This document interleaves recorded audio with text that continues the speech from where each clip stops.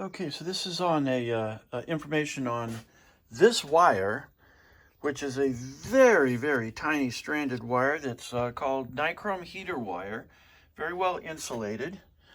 And what we've done to test this stuff is we have it on a little barbecue thermometer here.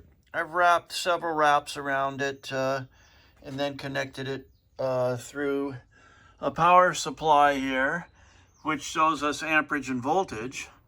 And everything is ready. I'm going to just turn this on now. First, we can see that it's only drawing a half an amp or so, but we're watching the temperature rise on this material. It is going up. Even though this is 12 volts, I have it resisted through a light bulb, a 12 volt, 21 watt light bulb. You see the temperature is going up. I know if I remove that light bulb from the system, it's going to go up very fast. Here we are already at 140 degrees. Just for the heck of it, I'm going to remove the light bulb. I think it'll probably spike. What are we at now? 160 degrees in maybe 15 seconds or so. The amperage draw is minimal. And here we are just under 12, a little over 12 volts. Not much. Now we're up to 180 degrees. Now this wire, according to the label, is 0.91 ohms per foot, about an ohm per foot. Now, I know you need higher resistance than that, but geez, here we are almost at 200. I think your points are going to regulate this.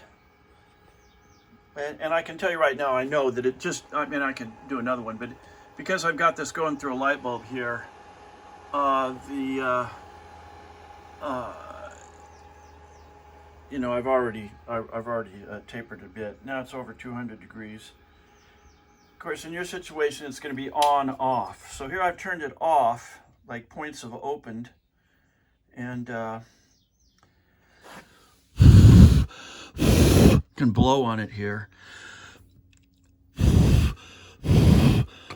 Of course, it's heated up significantly. A piece, you know, the metal here, 200 degrees. I can touch it probably. Yeah, I can just about leave my fingers on it. It's coming down slowly. So that gives you an idea of what this stuff can do, and that's my story. I'm sticking to it.